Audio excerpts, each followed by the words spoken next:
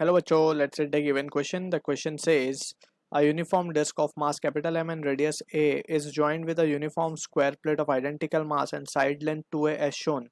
Moment of inertia of the combined figure about the edge of the square plate in contact with disk is. So यहाँ पे हम figure देख सकते हैं and we are interested in calculating the moment of inertia of the system of this disk and square plate.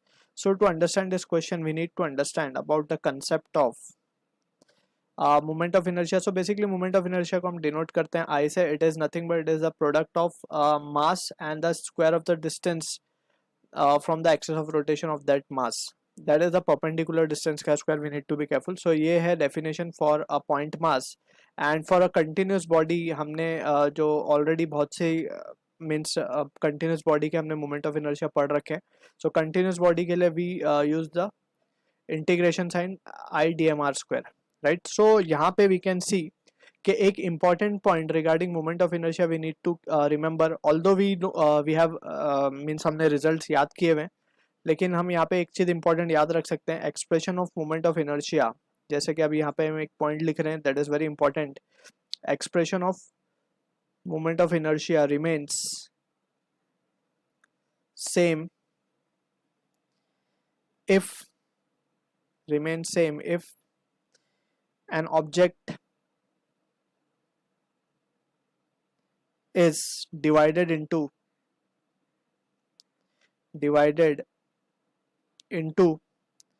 identical number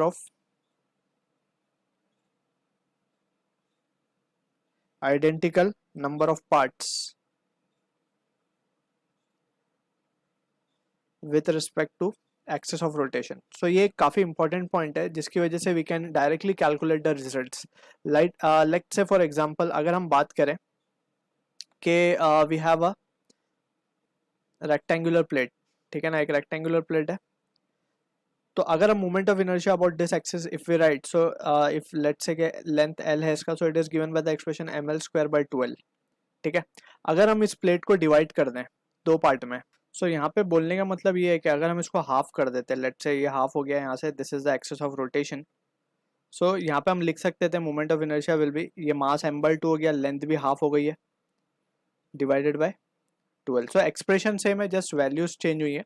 so that is expression remain the same. Identical part में कटेगा तब about the given axis of rotation. ठीक है ना.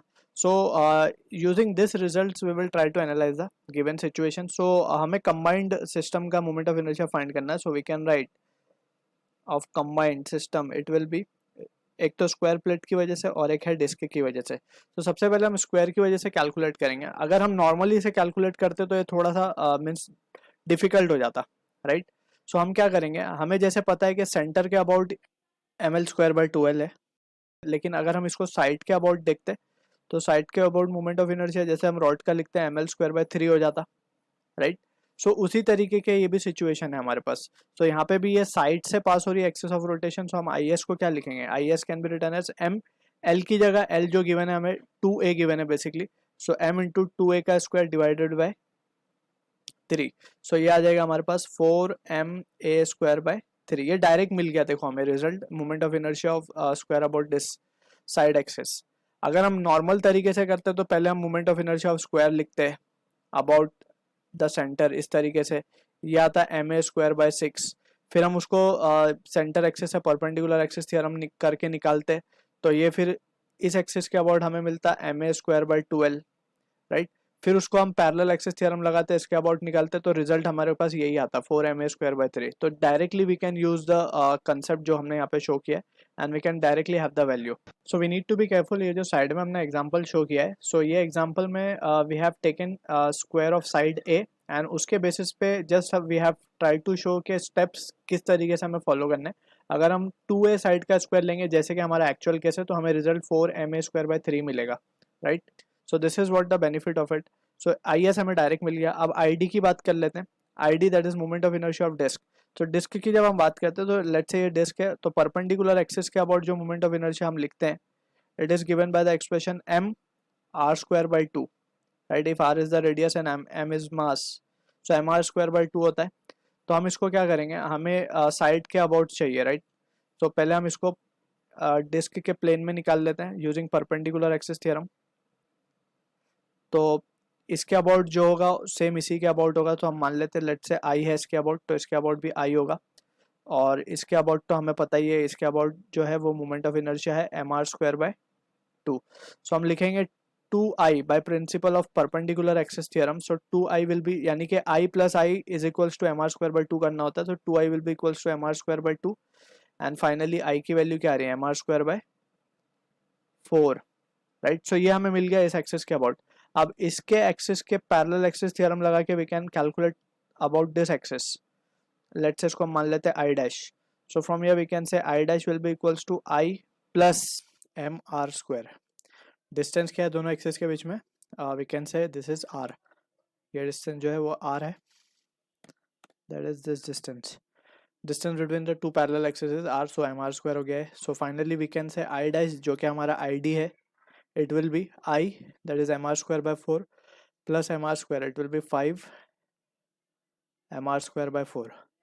so finally जो हमारे पास अब result आया है, that we can write it as to be, therefore I combined will be equals to 5 mr²by 4 plus of,